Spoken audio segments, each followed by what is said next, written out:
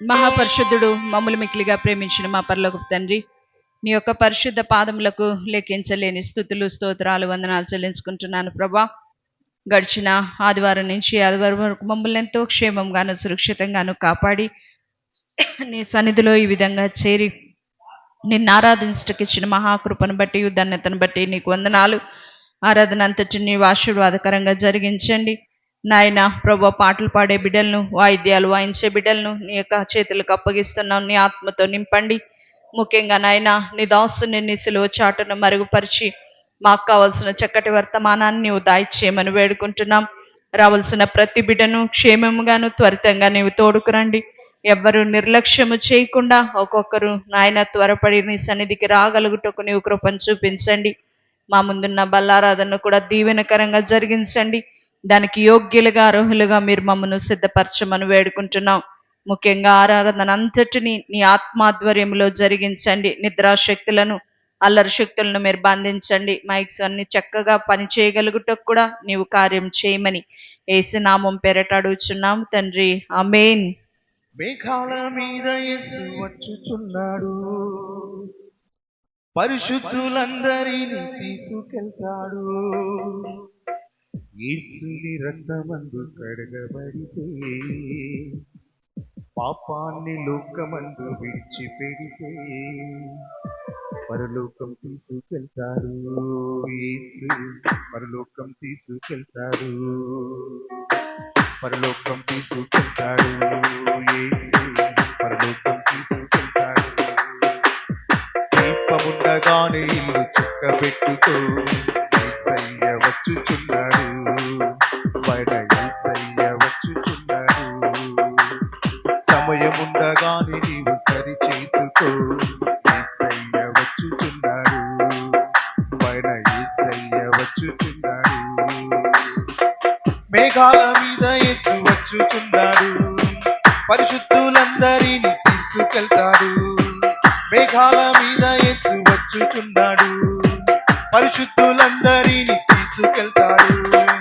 యేసుని రక్తమందు కడగబడితే, పాపాన్ని లోకమందు విడిచిపెడితే, యేసుని రక్తమందు కడగబడితే, పాపాన్ని లోకమందు విడిచిపెడితే పరలోకం తీసుకెళ్తాడు. యేసు పరలోకం తీసుకెళ్తాడు, పరలోకం తీసుకెళ్తాడు. యేసు పరలోకం తీసుకెళ్తాడు. మేఘాల మీద యేసు వచ్చుచున్నాడు, పరిశుద్ధులందరినీ తీసుకెళ్తాడు. మేఘాల మీద యేసు వచ్చుచున్నాడు, పరిశుద్ధులందరినీ తీసుకెళ్తాడు. యేసుని రక్తమందు కడగబడితే, పాపాన్ని లోకమందు విడిచిపెడితే, యేసుని రక్తమందు కడగబడితే, పాపాన్ని లోకమందు విడిచిపెడితే పరలోకం తీసుకెళ్తాడు. యేసు పరలోకం తీసుకెళ్తాడు, పరలోకం తీసుకెళ్తాడు. యేసు పరలోకం తీసుకెళ్తాడు. భూలోకమంతా యేసు పాదాల చెంత గడగడలాడుచు వంగిపోవును. భూలోకమంతా యేసు పాదాల చెంత గడగడలాడుచు వంగిపోవును. రక్షణ లేని వారు కూలిపోరు, నరకములో నా పడిపోరు. రక్షణ లేని వారు కూలిపోరు, నరకములో నా పడిపోరు.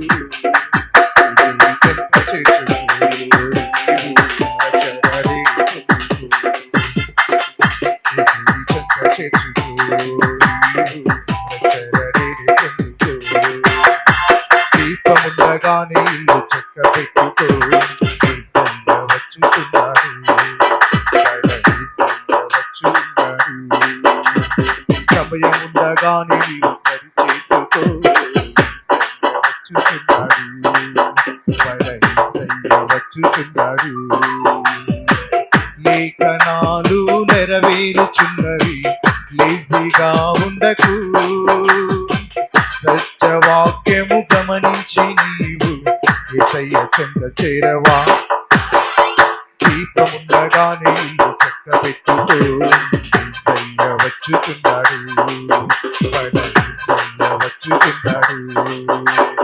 సమయముండగానే నీవు సరి చేసుకో, యేసయ్య వచ్చుచున్నాడు. మన యేసయ్య వచ్చుచున్నాడు. దీపముండగానే నీవు చక్కబెట్టుకో, యేసయ్య వచ్చుచున్నాడు. మన యేసయ్య వచ్చుచున్నాడు.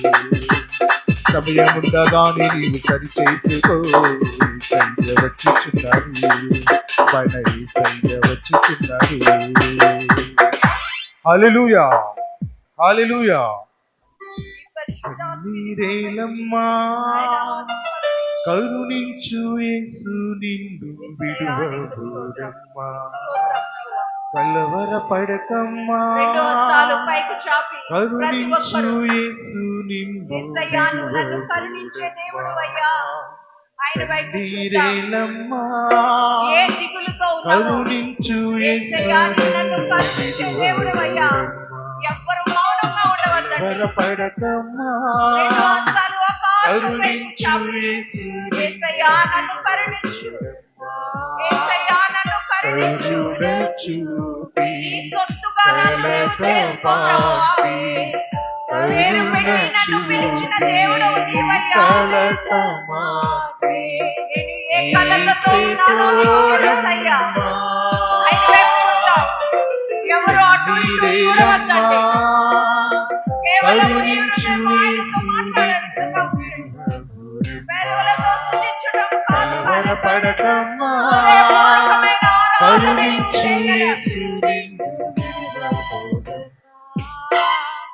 నీకేమీ లేదని, ఏ పీత లేదని అన్నారా నిన్ను అవమానపరచారా. తలరాత ఇంతేనని తరువాత ఏమోను, రేపటి నీకు నీకేమీ లేదని, ఏం చేయలేవని అన్నారా. తలరాత ఇంతేనని రేపటి నీకు చింతించుచున్నావా. చింతించకన్నా యేసు మాటలు మరిచావా. మారాను మధురంగా, అవును ప్రభువా. చింతించకన్నా యేసు మాటలు మరిచావా. మారాను మధురంగా మార్చును చూస్తావా. కన్నీరేలమ్మా, కరుణించు యేసు నిన్ను విడువబోదమ్మా. కలవరపడకమ్మా, కరుణించు యేసు నిన్ను విడువబోదమ్మా. నీకెవరు లేరని, ఏం చేయలేవని అన్నారా నిన్ను పొరుగంటి వాడనని, ఎప్పటికీ ఇంతేనని నా బ్రతుకు మారదని అనుకుంటూ ఉన్నావా. నేనున్నానన్నా యేసు మాటలు మరిచావా. కన్నీరు నాట్యంగా, అవును ప్రభువా, కన్నీరును నాట్యంగా మార్చేటట్టు దేవుడు. ఆయన మాటలు నేను మర్చిపోతున్నామేమో, మన కన్నీరు నాట్యంగా మార్చేటట్టు దేవుడు అనుకున్నాడు. కరుణించు యేసు నిన్ను విడువబోదమ్మా. కలవరపడుచున్నావేమో, ఆయన కరుణించే యేసు మనకున్నాడని మరిపోతున్నావేమో. కలకమాపి, కరుణ చూపి కలకమాపి, యేసు తోడమ్మా. కన్నీరేలమ్మా, కరుణించు యేసు నిన్ను విడువబోదమ్మా. కలవరపడకమ్మా, కరుణించు యేసు నిన్ను విడువబోదమ్మా. నీకేమీ లేదని, ఏం చేయలేవని నా కన్నీటిని నాట్యముగా మార్చే దేవా నీకు స్తోత్రం. ప్రతి ఒక్కరూ ఆయన వైపు చూద్దాం. అవమానపరచారా నీకు ఎవ్వరూ లేరని నువ్వు అనుకుంటున్నావేమో. తలరాత నేను ఏమీ ఇంతేనని చేయలేకపోతున్నానని అనుకుంటున్నావేమో. తరువాత ఏమౌనోనని ప్రియ సంగమా, ప్రియ దేవుని బిడ్డ, ఆయన నీ రేపటి పక్షముగా ఉన్నాడు. ఆయన సొత్తై చింతించుచున్నా. ఉన్నావు నీవు. పేరు పెట్టి పిలిచిన దేవుడు నమ్మకమైన వాడు, నమ్మదగిన వాడు. నువ్వు ఏ దాని గురించి చింతిస్తున్నావో, ఏ దాని గురించి వేదన పడుతున్నావో, ఏ దాని గురించి కృంగిపోతున్నావో, కన్నీరు కారుస్తున్నావో, నీ కన్నీటిని నాట్యముగా మార్చే దేవుడు ఆయన. నీ కన్నీటిని నాట్యముగా మార్చే దేవుడు. నమ్మగలుగుతున్నావా? విశ్వసించగలుగుతున్నావా? దేవుని బిడ్డ, విశ్వసించగలుగుతున్నావా? ఆయన్ని చూడగలుగుతూ ఉన్నావా? ఎవరిని నువ్వు చూస్తున్నావు? ఎవరి వైపు నీ ఆలోచనలు? ఎవరి వైపు నీ కన్నులెత్తావు? నిన్ను ప్రేమిస్తున్న దేవుని వైపు నీవు చూడగలుగుతున్నావా? ఆయన నీ సొత్తుగా నువ్వు చేసుకోగలుగుతున్నావా? ఆయన నిన్ను ఆహ్వానిస్తున్నాడు. రా బిడ్డ నా కౌగిటిలోకి అని. నేను నీ కన్నీరు తుడుస్తానని ఆయన ఆహ్వానిస్తూ ఉన్నాడు. నీవు దూరముగా నిలబడుతూ ఉన్నావేమో. ఆయన నాకు ఏమి చేయగలడని అనుకుంటున్నావేమో. మనుషుల్ని ఆశ్రయిస్తున్నావేమో. దేవుని బిడ్డ, ఈ సమయమంతా ఆయన వైపు చూడు. యేసయ్యా, నిన్ను నేను ఆశ్రయించుట నువ్వు నాకు నేర్పించయ్యా. నా జీవితము మారాను పోలి ఉండదయ్యా. చేదు జీవితం నాలో ఉందయ్యా. చేదు జీవితము నాలో నేను కలిగి ఉన్నానయ్యా. అది నీవు మధురముగా మార్చవా ప్రభువా? అనేకమైన చేదు అనుభవాలు నా జీవితంలో ఉన్నాయ్యా. నాకు చేదు అనుభవాలు తీసుకెళ్ళి మధురముగా మార్చవా తండ్రి. ప్రతి ఒక్కరూ హృదయపూర్వకంగా ఆయన అడుగుదాం. ప్రతి ఒక్కరూ హృదయపూర్వకంగా ఆయన అడుగుదాం. యేసయ్యా, నా కన్నిటిని నాట్యముగా మార్చు. యేసయ్యా, నా చేదు అనుభవాన్ని మధురంగా మార్చయ్యా. అయ్యా, నీ సొత్తుగా నన్ను చేసుకో అయ్యా. అయ్యా, నీవు నన్ను పేరు పెట్టి పిలిచిన దేవుడు అయ్యా. అయ్యా, నన్ను మీరు జ్ఞాపకం చేసుకోయ్యా. నా వైపు చూద్దాం. ప్రార్థించుకుందాం. మహాపరిశుద్ధుడు మమ్మల్ని మిక్కిలిగా ప్రేమించిన తండ్రి, నీకు స్తోత్రాలు. నాయన, ఇంతవరకు ఆరాధన ద్వారా నువ్వు మహిమ పొందావు. మా వేదన నీ సన్నిధిలో చెప్పుకున్నాం. ప్రతిఫలం ఇవ్వండి. మా కన్నీటిని నాట్యముగా మీరు మార్చండి. ముఖ్యంగా నీ దాసుని నీ సిలువ చాటును మరుగుపరిచి మాకు కావలసిన చక్కటి వర్తమానాన్ని మీరు దయచేయండి. మా హృదయాలు ఖాళీగా ఉన్నాయి ప్రవ్వా. వాటిని నీ వాక్యము ద్వారా మేము నింపుకొని నాయన ఒట్టి చేతులతో మేము వెళ్లకుండా నీ ఆశీర్వాదాలతో మేము నాయన తిరిగి మా ఇంటికి వెళ్ళటకు అటువంటి కృపను నువ్వు దయచేయమని ఈ చిన్న స్తుతి ఆరాధన నీకే సమర్పించుకుంటూ యేసు నామం పేరట అడుగుచున్నాము తండ్రి. ఆమేన్. హల్లెలూయా, హల్లెలూయా. నేను చాలా ప్రాముఖ్యమైన వాక్యాన్ని ఈ రోజున మీ ముందు పెట్టాలని ఆశపడుతున్నాను. మనందరికీ కూడా అవసరమైంది. ఇంకా బాప్తిసం తీసుకోకుండా, రక్షణ తీసుకోకుండా వాళ్ళ విషయంలో కూడా వారు ఆలోచన చేసుకోవాలా. ఎందుకంటే ఈస్టర్ ఆదివారం వస్తుంది. అప్పటికి మరి ఎంతమంది బాప్తీసానికి ముందుకు వస్తారో. ఇప్పుడు ఈ వాక్యాన్ని బట్టి అమ్మో, నేను పోగొట్టుకుంటే దేవుని రాజ్యానికి నేను దూరం అయిపోతానేమో అని చెప్పి మీలో భయం పుట్టాలి. నీకు భయం లేదంటే ఇంకా సాతాను మిమ్మల్ని బంధించి పెట్టాడనమాట. బంధకాల్లో ఉన్నావు, సాతాను బంధకాల్లో. ఆరాధన చేస్తున్నావు, చేతులెత్తి దేవుణ్ణి స్తుతిస్తున్నావు, దేవునికి ఇచ్చేది ఇస్తున్నావు. ఏం చేసినా నీవు మాత్రం బంధకాల్లో ఉన్నావు. దేవుని రాజ్యానికి అర్హులు కాకుండా అయిపోతున్నారని పరిశుద్ధాత్ముడు చాలా వేదన పొందుతూ ఉన్నాడు.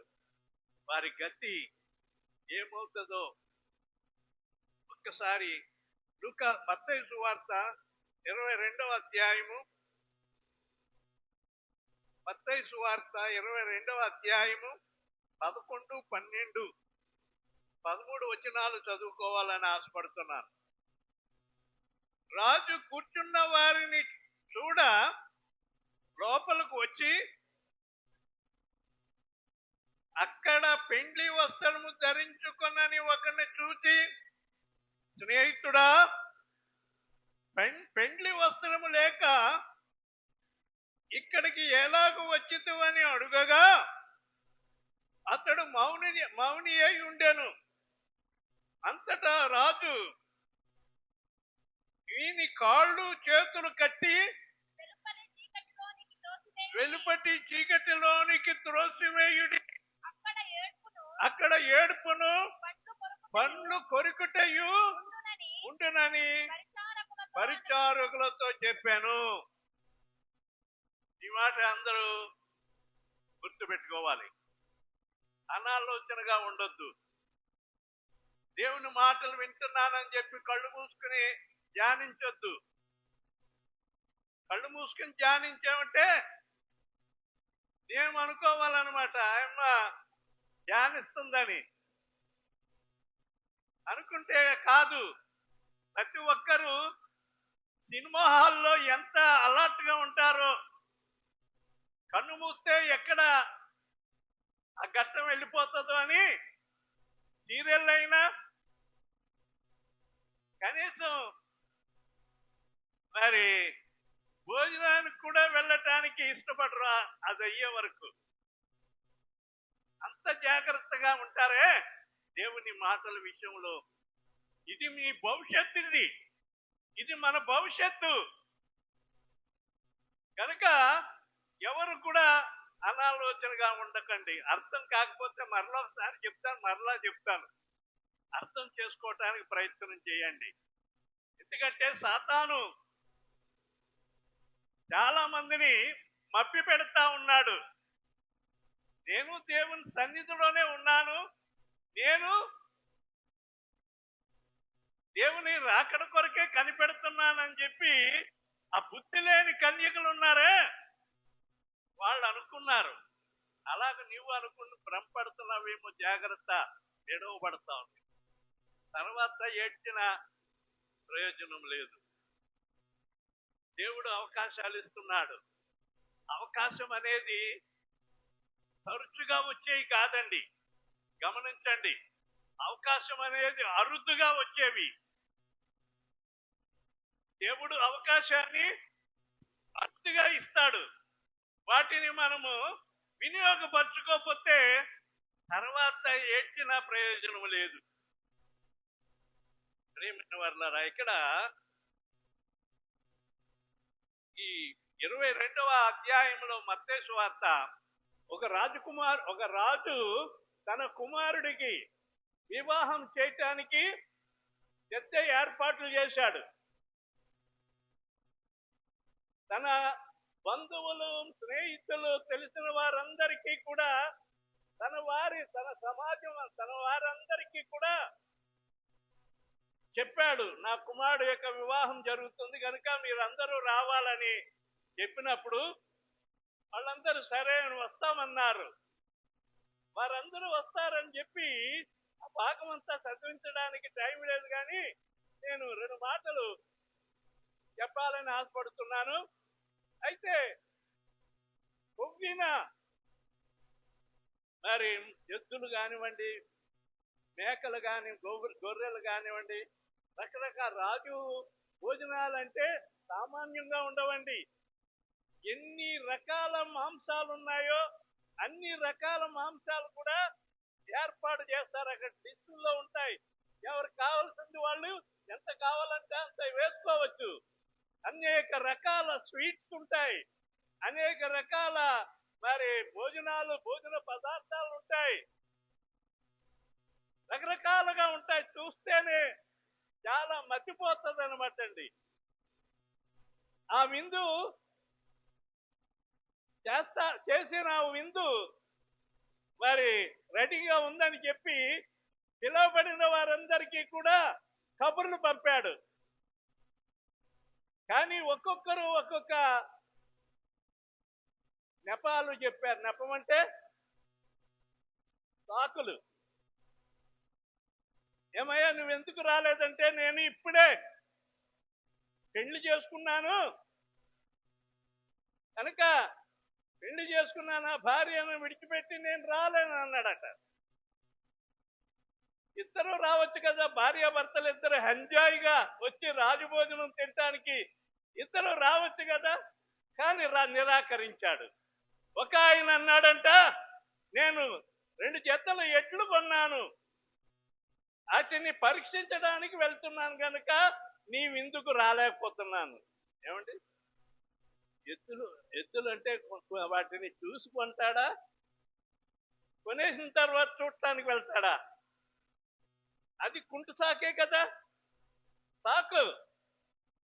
ఏమ్మా గుడికి రాలేదంటే ఏమో సాకులు చెప్తావు. జాగ్రత్త సుమా. ఇక్కడ ఒక్కొక్కరు ఒక్కొక్క సాకు చెప్పారు. నేను ఇప్పుడే భూమి కొన్నాను, దాన్ని చూడటానికి వెళ్తున్నానని ఒకడు సాకు చెప్పాడు.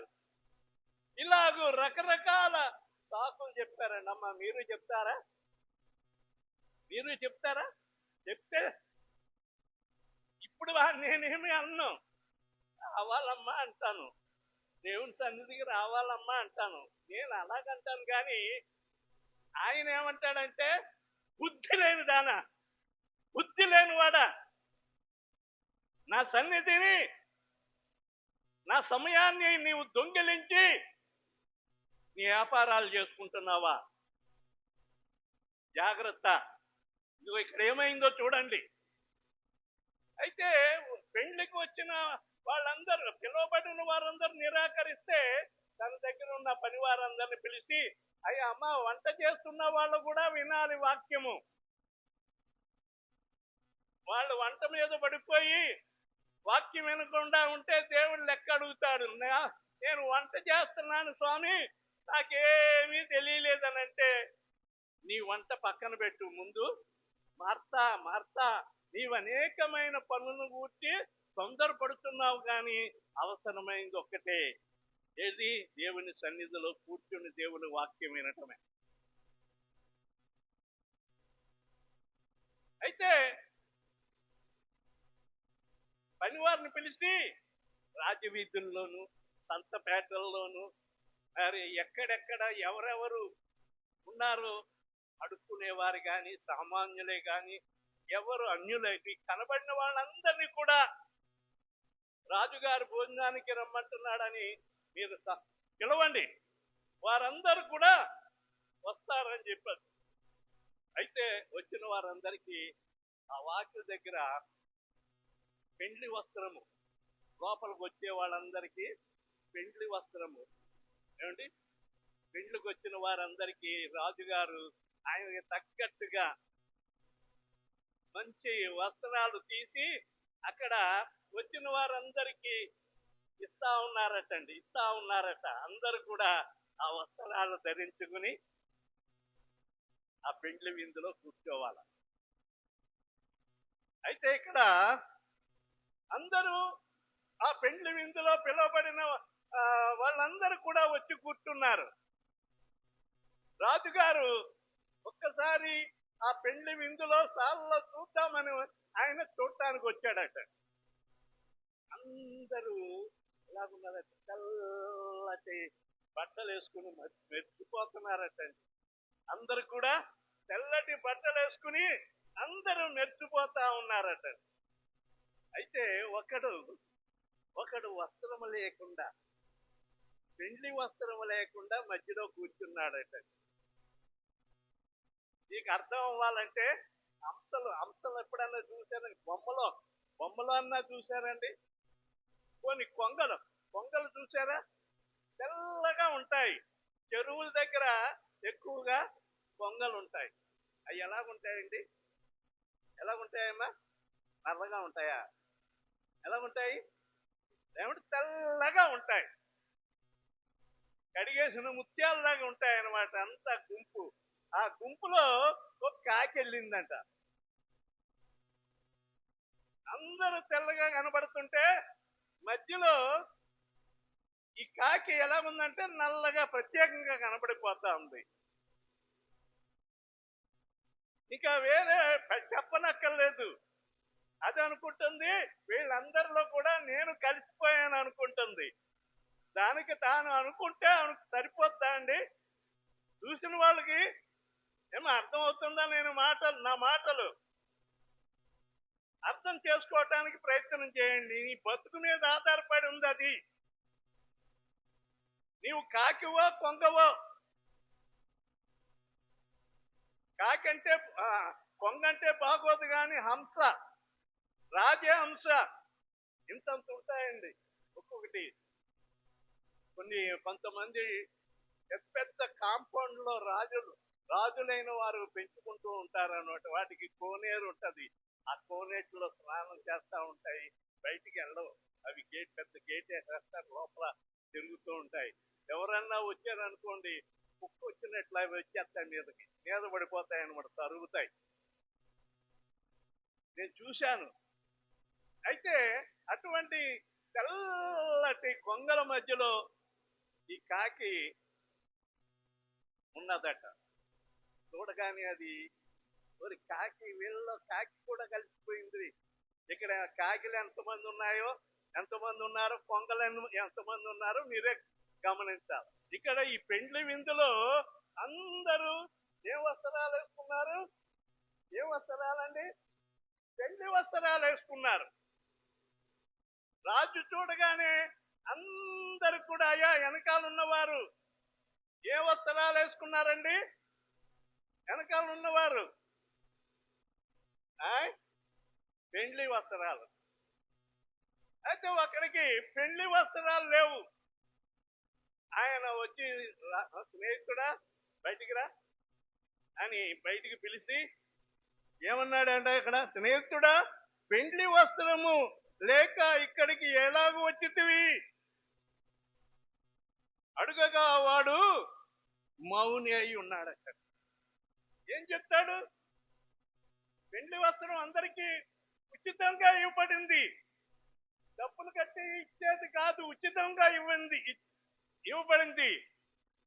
అతని నిర్లక్ష్యం. ఇంతమందిలో నాకు లేకపోతే ఏముందిలే అని చెప్పి ఏదో మూల నుంచి వచ్చేసాడు అనమాట అండి. సరిగ్గా ఆ విందు ప్రధాని, ఆ రాజు వచ్చి తనని బయటికి పిలిచి ఏమన్నాడో చూడండి.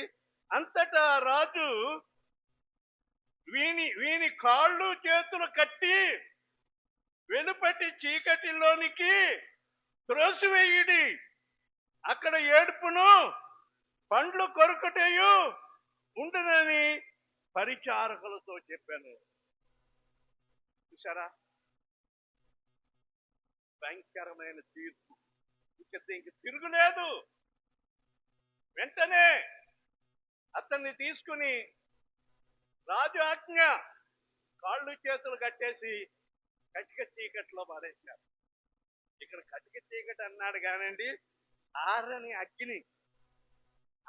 అగ్నిలో నిద్రపోకండి. ఇంకా మొదలు పెట్టలేదు, అప్పుడే నిద్రపోతా ఉన్నారు. సాతాను మప్పు పెడుతున్నాడు అనమాట. నిద్రపో, వాక్యం వినొద్దు. నువ్వు వాక్యం వింటే చెడిపోతావు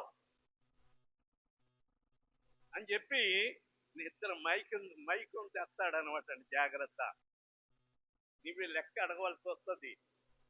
దేవుని దగ్గర లెక్క చెప్పవలసి వస్తుంది. ఆయన అడుగుతాడు లెక్క. నేను ఇన్నిసార్లు ఇన్ని అవకాశాలు ఇచ్చాను, ఈ అవకాశాలు నీవు వినియోగపరచుకోలేదు. పనికి మాలనోడా. నేను అన్నండి, నేను అసలు ఆ తప్పుడు మాటలు అన్నాను. దేవుడు అంటాడు, ఆ సమయంలో కోపంతో అంటాడు, వెంటనే వీడి కాళ్ళు చేతులు కట్టి కటిక చీకట్లో పడేయండి, అక్కడ ఏడుపును పండ్లు కొరుకుటయు ఉండనని పరిచారకులతో చెప్పాడు. వస్త్రం, ఇక్కడ వస్త్రము లేదని అంటున్నాడు. మరొక చోట వస్త్రం ఉండి కూడా చూడండి, లూకా సువార్త 10వ అధ్యాయము 30. అందుకు యేసు ఇట్లా నేను ఒక మనుషుడు యెరూషలేము నుండి యెరికో పట్టణమునకు దిగి వెళ్ళుచు దొంగల చేతిలో చిక్కెను. వారు అతని బట్టలు దోచుకొని అతన్ని కొట్టి, అది ఇక్కడ ఎక్కడి నుంచి అండి? యెరూషలేము దేవుని సన్నిధి నుండి దేవుని నమ్ముకున్నాడు. మరి దేవుని ఆశీర్వాదంతో నింపబడ్డాడు. యెరూషలేము పట్టణములో ఎంతో చక్కగా క్షేమముగా అన్ని సంపాదించుకున్నాడు. యెరికో పట్టణానికి దిగిపోతున్నాడు. ఎందుకో నేను చెప్పనండి. ఈ దిగిపోయే వాళ్ళందరూ కూడా అంతే. దేవుని సన్నిధి నుండి ఒక వారం మానేస్తారు. ఈ వారం మానేసాం కదా, వచ్చే వారం వెళ్తాములే అని మళ్ళా ఆ వారం కూడా ఏదో పని పడుతుంది. ఎవడో చచ్చిపోతాడు, ఎవడో చంపేస్తారు. నేను ఎవరిని ఉద్దేశించి చెప్పట్లేదు, దిగిపోయే వాళ్ళ గురించి చెప్తున్నాను. ఇక్కడ యెరూషలేము నుండి యెరికోకు దిగిపోతా ఉన్నాడు. సమృద్ధిలో నుండి ఏమండి ఇంకా ఏదో గడించేద్దామని శాపగ్రస్తమైన యెరికో పట్టణం గురించి చెప్పుకోవాలంటే అది శాపగ్రస్తమైంది యెరికో పట్టణం. అటువంటి యెరికో పట్టణానికి పైనుండి కిందకి దిగి వస్తున్నాడు అనమాట. చక్కగా దుస్తులు మూట కట్టుకుని, మరి డబ్బులు అంతా ఎంతో సంపాదించింది మూట కట్టుకుని పైనుండి కిందకి దిగి వస్తా ఉన్నాడు.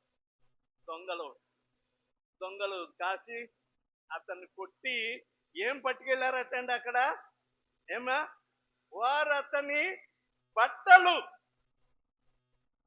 అక్కడ డబ్బులు అనలేదు, ఆస్తి అనలేదు, ఇంకా ఇంకోటి అని అనలేదు. ఏమన్నాడు? బట్టలు.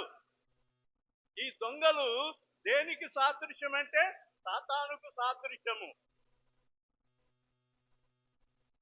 సాతానుకు సాదృశ్యం. ఇంకా మీకు అర్థం అవ్వాలంటే ఆది కాండములో ఆదాము అవ్వలు మహిమ శరీరముతో ఉన్నారు. వాళ్ళు దేవుడు వారికి మహిమ వస్త్రం ఇచ్చాడు. ఆ మహిమ వస్త్రముతో దేవుని యొద్దకు పరిగెడతా ఉన్నారు, దేవునితో సమయం గడుపుతా ఉన్నారు. ఎంతో ఆనందకరమైన ఆ అనుభూతి. దేవుడు సాయంకాలం అయ్యేసరికి వారి దగ్గరికి వచ్చేస్తున్నాడు ఏదైనా తోటలో. వారితో కాసేపు చక్కగా పిల్లలతో ఆడుకున్నట్టు, తల్లిదండ్రులు పిల్లలతో ఆడుకున్నట్టు ఆడుకున్నాడు. ఆయన గడిపి వెళ్ళిపోయేవాడు. మరలా సాయంకాలం ప్రతిరోజు వచ్చేవాడు. ఈ రోజున దేవుడు రాకుండానే అపవాది సాతాను వచ్చాడు. ఆ చెట్ల మధ్యలో ఉన్న ఒక చెట్టు దగ్గర అవ్వమ్మ అక్కడే తిరుగుతూ ఉంది. సాతాను పిలిచింది అవ్వమ్మను, అవ్వా ఇట్లా, నువ్వు చాలా బాగున్నావు, ఎంత అందంగా ఉన్నావో, అబ్బబ్బా నిన్ను చూస్తా ఉంటే నాకు చాలా ముచ్చటగా ఉంది, ఇట్లా అని చెప్పి పిలిచి ఆ చెట్టు మీద నుండి పిలుస్తా ఉంటే ఇక్కడ ఎవరితో మానవ స్వరం వినబడుతుందని సాతాను ఆ చెట్టు దగ్గరికి వెళ్ళింది. చెట్టు దగ్గరికి వెళ్ళి ఈ ఫలములు దేవుడు తినొద్దన్నాడా అంటే అవును తినొద్దన్నాడు. అప్పటికి వాళ్ళకి ఏ వస్త్రం ఉందండి? ఏ వస్త్రం ఉంది? మహిమ వస్త్రం ఉంది. మహిమ వస్త్రం ఉంది. అయితే ఆ సాతాను మాట విని తినవద్దన్న పండు తిన్నందుకు ఏమైపోయిందంటే ఆమె కన్నులు తెరవబడ్డాయి. ఎప్పుడైతే ఈ పండు తీసుకెళ్లి తన భర్తకి ఆదాముకి ఇచ్చిందో, ఆదాము తినే వరకు ఏమీ తెలియలేదండి. ఆదాము తినకముందే ఈమె దిగంబరి అయి ఉంటే ఈయన తినకపోనేమో, కానీ ఈయన తీసుకొచ్చి ఈయన పెట్టగానే ఇది తినొద్దన్నాడు కదా దేవుడు, ఎందుకు తీసుకున్నావని అంటే, నువ్వు తింటావా లేదా, నువ్వు తిను, నేను తిన్నాను అని చెప్పి బలవంతం చేసింది. లేకపోతే నేను అడుగుతాను, నువ్వు తినకపోతే నేను అడుగుతాను అనేసరికి అయ్యో నా అందాల భార్య అలుగుతాదంట అని చెప్పి గమ్ముని తీసుకుని తినేశాడని. అలా తిన్నారా? అలా యాక్షన్ చేసి చెప్తే కొంచెం అర్థం చేసుకుంటారేమో అని నేను చెప్తున్నాను అనమాట. ఇంకా కావాలంటే డాన్స్ చేసి కూడా చెప్తాను. ఇంకా తినేశాడని చెప్పి సంకలు ఎగరేసుకునేసరికి ఈ అప్ప నోట్లో పుట్టకం విన్నాడు అంతే. ఈ అప్ప వస్త్రాలు లేవు, ఆయమ్మకి వస్త్రాలు లేవు. ఏమైపోయిన ఈ మహిమ వస్త్రము సాతాను దొంగిలించేసింది. వస్త్రహీనులు అయిపోయారు. వాళ్ళే సిగ్గుపడి చెట్ల చాటుకు వెళ్ళి దాక్కుంటున్నారు, బిక్కుమంటూ ఆకులు కట్టుకున్నారు మొలకై. ఇక సాయంకాలం అయ్యేసరికి దేవుడు వస్తాడు, పిలుస్తాడు. ఆదామా ఎక్కడున్నామని పిలిచేసరికి ముందు ఏం చేసేవారు, పిల్లపిల్లమంటూ పరిగెట్టుకుని మరి పిల్లలు తల్లిదండ్రులకి పొద్దున్న వెళ్ళిపోయారు, ఇప్పుడు వచ్చారని చెప్పి ఆ పిల్లలు మీద పడిపోతారు. అలాగా దేవుడు వస్తే ముందుకు వచ్చేవారు ఇప్పుడు ఏమైపోయారు, చెట్ల చాటుగా దాక్కుని భయపడుతున్నారు. ఏమి లేదు వీళ్ళకి, ఏం లేదమ్మా. అది మీరు బాగా వింటున్నారు, మంచోళ్ళండి అయ్యా. మీరు వింటున్నారా? మరి వినకపోతే మరి దేవుళ్ళు ఎక్క అడుగుతాడు? దేవుడు చెప్పమన్నాడు, ఈ విషయం నేను చెప్తున్నాను.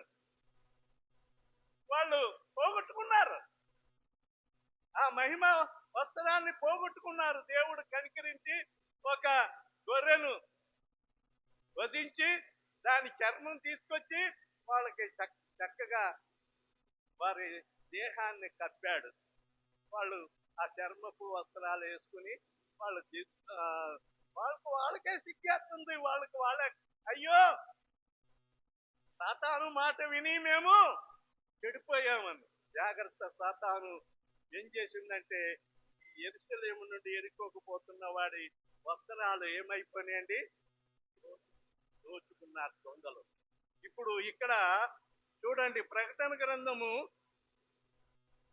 గ్రంథము 3వ అధ్యాయము 17వ వచనం చూద్దాం.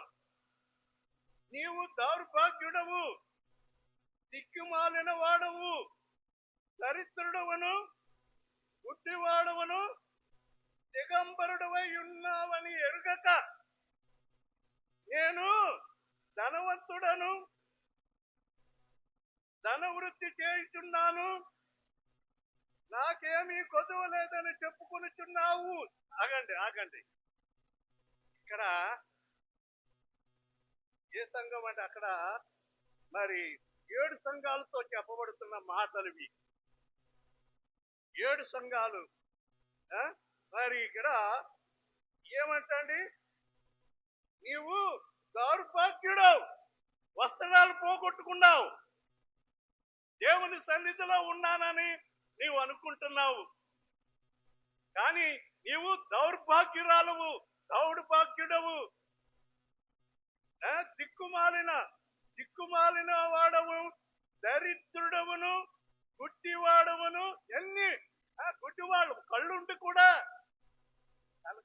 కనబడదన్నమాట. నీ కళ్ళు లేవా అంటే కళ్ళు ఉన్నాయి కానీ కనబడట్లేదు. అంధత్వం వచ్చేసింది. ఆదాము అవ్వలకి ఏమైపోయిందంటే కళ్ళు తెరవబడ్డాయంటున్నాడు కానీ మహిమ కళ్ళు పోయినాయి, సాతాను కళ్ళు వచ్చినాయి. సాతాను కళ్ళు చూస్తున్నారే కానీ కనబడవు అనమాట. అయ్యా అమ్మ, ఆత్మీయ నేత్రాలు సంపాదించుకోవాలి. ఇక్కడ ఆత్మీయ నేత్రాలు లేవు వీళ్ళకి. ఎందుకంటే సాతాను మాటకు లోబడి గుడ్డితనం తెచ్చుకున్నారు కనుక నీవు గుడ్డివాడువును, ఏమిటి దిగంబరుడవు, దిగంబరుడవు. చూసారు అక్కడ ఏమా? దిగంబరుడవు. ఈ దిగంబరుడు అయి ఉండి ఏమనుకుంటే మనకు అదే ఆ పాయింటే కావాలి ఇక్కడ. దిగంబరుడవై ఉన్నావని ఎరుగక నీవు ధనవంతుడవని ధనవృద్ధి చేసుకుంటున్నానని తప్పుగా నీవు ఆలోచన చేస్తున్నావు. జాగ్రత్త. నీ ధనం ఒక రోజున ఆశపోదు. నీ ఆస్తి ఒక రోజున విడిచిపెట్టవలసి వస్తుంది. నీకు కలిగిందంతా కూడా ఇక్కడ లోక సంబంధమైన అంతా విడిచిపెట్టి వెళ్ళిపోవలసిందే.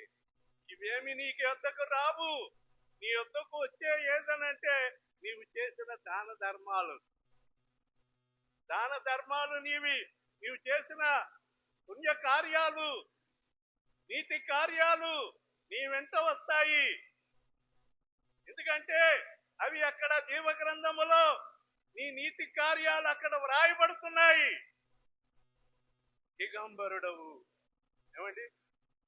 దిక్కుమాలిన వాడవును, దరిద్రుడవును, గుడ్డివాడవును, దిగంబరుడవై ఉన్నావు. దిగంబరుడు అంటే ఏమా?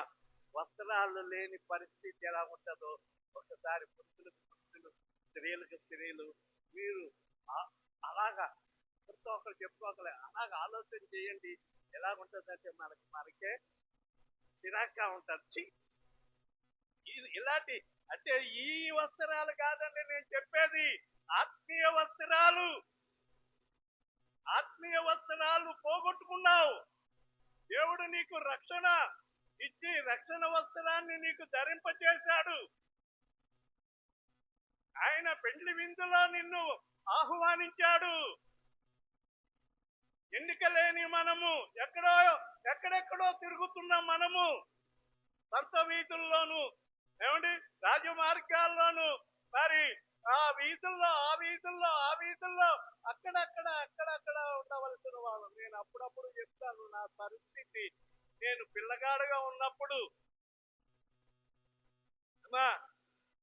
నేను మా మనవడు డెరిక్ ఆ వయసులో ఉన్నప్పుడు మా మేనమామలు నెత్తి మీద కొట్టి, రే నీ అమ్మ మాట విన్నావంటే చెడిపోతావు, మాతో ఉండని చెప్పి వాళ్ళు అన్యులు. వాళ్ళు నువ్వు చదివి ఊళ్ళేమి ఏలక్కర్లేదు, మేము చేసే పని నీవు చేయమని చెప్పి వారు నన్ను రాసినప్పాను. ఏదో సెలవుకి ఎంజాయ్ చేద్దామని నా రోజులు అక్కడికి వెళ్తే మా అమ్మమ్మ ఊరికి అక్కడ నన్ను నడిపేసేవారు అనమాట. మా అమ్మమ్మ అది చూసి ఒక్క కొడుకుని ఎంతో చక్కగా పెంచుకుంటుంది నా కూతురు అని చెప్పి మెల్లిగా సైలెంట్ గా తీసుకొచ్చేసి ఎవరినో పని వాళ్ళు ఇచ్చి బండి ఎక్కించేసేది. ఉండొద్దు నీవు ఇక్కడ, నువ్వు వెళ్ళిపోమని చెప్పి నా వెళ్ళిపోమంటాం కొంచెం బాధగా అయ్యేది కానీ నా మేలు కొరకే. ఎందుకంటే ఇక్కడుంటే అన్యులు, ఎందుకంటే మా అమ్మమ్మ దేవుణ్ణి నమ్ముకుంది, వాళ్ళంతా పక్కా అన్యులు అనమాట అండి. నేను అక్కడ వాళ్ళ మాట విని ఉంటే నేను ఏమైపోదునో, ఈ రాజభోగం నాకు లేకపోను, దేవుని సేవ దేవుని పరిచర్య లేకపోవును. ప్రేమైన వాళ్ళారా, నేను యవన కాలంలో చిన్న వయసులోనే 16 సంవత్సరాలకే నేను బాప్తీసం తీసుకున్నాను.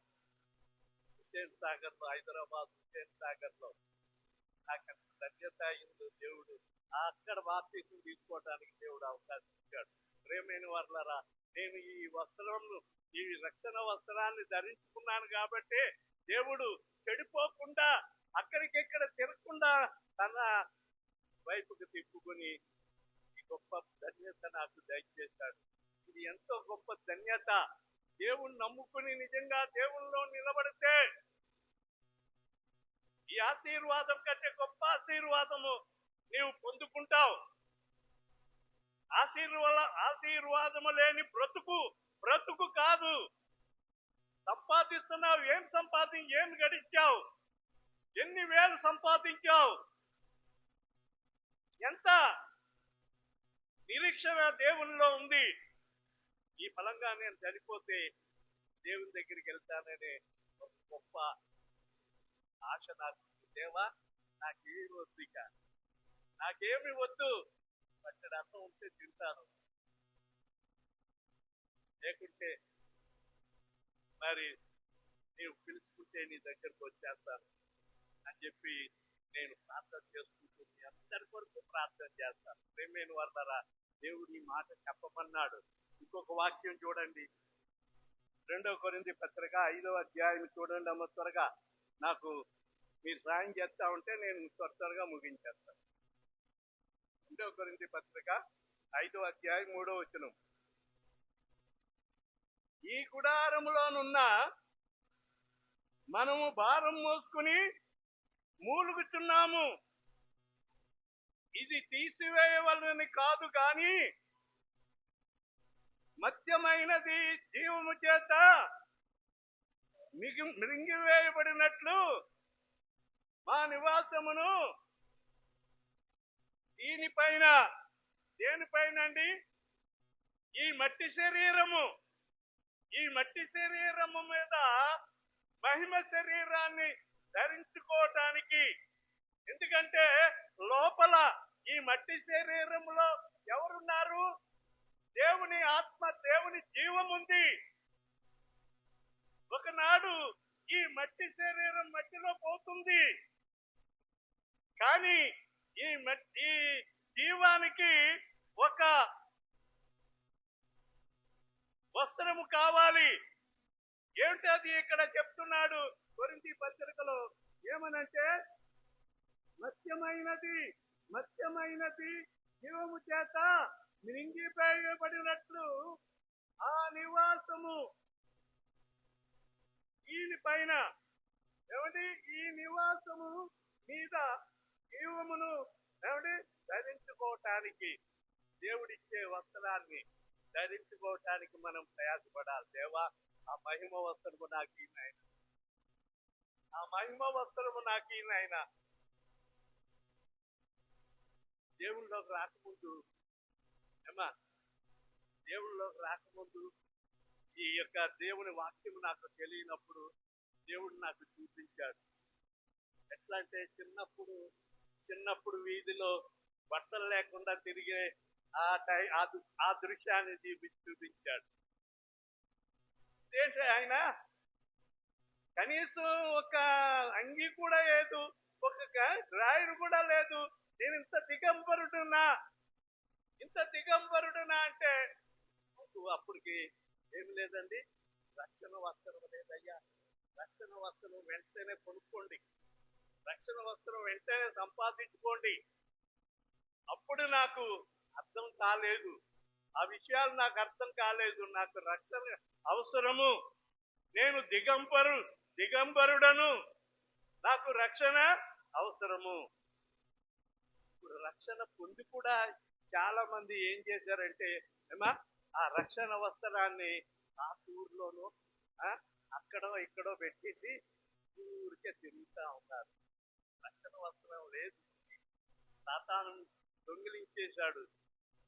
ఆ దొంగల చేతిలో చిక్కుబడి బట్టలు దోచుకున్నట్టుగా నీ బట్టలు దోచుకున్నాడేమో నీ వస్త్రం, నీ మహిమ రక్షణ వస్త్రాన్ని. జాగ్రత్త. ఎవరు అలాంటిగా దేవుని సన్నిధికి మరి నడవకుండా నీవు వస్త్రాన్ని పోగొట్టుకుని సాతానికి స్నేహం అయిపోయి నీవు ఉంటావు. దేవునికి దూరం అయిపోతావు. నీ పేరు కూడా జీవ గ్రంథములో ఒకప్పుడు రాయబడింది, ఇప్పుడు ఉన్నదో లేదో అది నీవే పరీక్షించుకోవాలి. దేవుని సమ్ముఖ జీవ కవలిలో, దేవుని సమ్ముఖ జీవ కవలిలో నీ పేరున్నదా, నా పేరున్నదా. దేవుని సమ్ముఖ జీవ కవలిలో నీ పేరున్నదా, నా పేరున్నదా. హల్లెలూయా, హల్లెలూయా. ఈ వాక్యము ద్వారా మనం తెలుసుకోవాల్సింది ఏమిటంటే ఆయన ఇచ్చిన రక్షణ వస్త్రమును మనం కాపాడుకోవాలి. వస్త్రాల గురించి చాలా ఉన్నాయి బైబిల్లో. ఏమండి, సంతోష వస్త్రము, ఉల్లాస వస్త్రము, ఆనంద వస్త్రము. ఏమా? ఇవి ఎవరికి ఇవ్వబడతాయంటే, ఏమండి, ఎవరైతే ఈ రక్షణ వస్త్రాన్ని కాపాడుకుంటారో వాళ్ళకి ఈ వస్త్రాలు ఇవ్వబడతాయి. ఆ యెషయా గ్రంథంలో చెప్పబడిన ఆ వస్త్రాలు నీకు ధరించుకోవాలంటే మొదట ఈ వస్త్రాన్ని నువ్వు కాపాడుకో, అప్పుడు ఆ వస్త్రాన్ని నీకు దేవుడు నీకు ఇస్తాడు. దేవుడు ఈ మాటలు వినికిడిలో ఆశీర్వదించుగాక. ఆమేన్. ప్రార్థన చేసుకుందాం.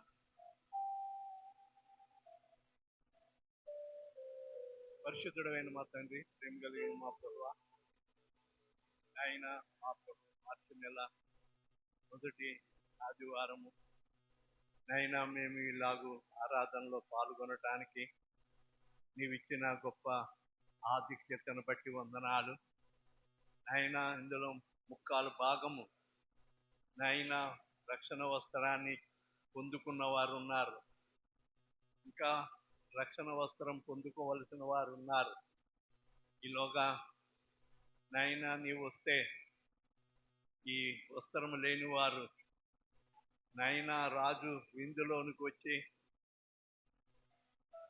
వస్త్రము లేని వాడిని చూసి కాళ్ళు చేతులు కట్టి కటిక చీకట్లో పడవేయమని ఆజ్ఞ ఇచ్చినట్లుగా ఈ రక్షణ పొందని వారి పరిస్థితి ఏమిటో వారు అర్థం చేసుకోవాలి నాయనా. మా ప్రభువా, మా దేవా, అలాగే రక్షణ పొందుకొని కూడా దాన్ని దొంగల చేతికి నైనా అప్పగించుకున్న వారు ఉన్నారు. వారు దిగంబరులుగా ఉన్నారు. ఆదాము అవ్వలు ఏదేను తోటలో మహిమ వస్త్రాన్ని పోగొట్టుకుని వారు దిగంబరులైనప్పుడు నాయనా వారిని కనికరించావు. కానీ వీరిని మాత్రము నీవు కనికరించవు. ఎందుకంటే వాక్యం విని విని విని అవకాశాలు ఇచ్చి నాయనా వారు దుర్వినియోగం చేసుకున్నారు కనుక నీవు క్షమించవని వాక్యము ద్వారా ఖండితముగా చెప్పావు నాయనా. దీనిలో పాల్గొనిన వారందరినీ మీరు జ్ఞాపకం చేసుకునండి. ఎంతమంది నీ సన్నిధికి రాకుండా నిర్లక్ష్యం చేశారో వారిని నీవే దర్శించండి నాయనా. నాయనా నీవు దర్శించండి ప్రభువా. నీవే వాళ్ళు నాయనా ఎందుచేత నీ సన్నిధికి రాలేకపోయినారో, ఏ ఆటంకము వారిని, ఏ సాతాను వెనక్కి లాగిందో వాళ్ళని నాయన దర్శించండి ప్రభువా. నాయన వచ్చిన ప్రతి ఒక్కరిని మీరు దీవించండి. ఆరాధనలో పాల్గొన్న వారందరినీ దీవించండి. అలాగే నీ సన్నిధిలో సమర్పింపబడిన కానుకలను నాయన దశమ భాగములు, బియ్యాలు, ఇంకా ఏమేమి పట్టుకొచ్చి పళ్ళు పలహారాలు ఏం తీసుకుని వచ్చారో వాటిని బట్టి వారిని మీరు దీవించి ఆశీర్వదించమని నాయన మా ప్రభువా నీ కనుదృష్టి ఒక్కొక్కరిపై రానివ్వండి. అలాగే దివ్య నాయన బిడ్డలను ఎంకరేజ్ చేసి చక్కగా నాయన ఎగ్జామ్స్ పెట్టి వాళ్ళ డబ్బులతోనే నాయన మంచి గిఫ్ట్లు ఇచ్చి నాయన వారిని సంతోషపరిచినందుకు నాయన దివ్యను నాయన మా ప్రభువా తన భర్త డేవిడ్ పాల్ను నాయన కుటుంబాన్ని మీరు దీవించి ఆశీర్వదించమని మనం చేస్తున్నాం. గుడికలో మీరు ఆధిపత్యం వహించండి. నజరేయుడైన యేసయ్య నామములో వేడుకొనుచున్నాను తండ్రి. ఆమేన్. మన తండ్రి అయిన దేవుని ప్రేమ, ప్రభు అయిన యేసుక్రీస్తు వారి యొక్క కృప, పరిశుద్ధాత్మని యొక్క నిత్య సహవాసము కూడి వచ్చిన మనందరికీ సదా తోడై ఉండునుగాక. ఆమేన్.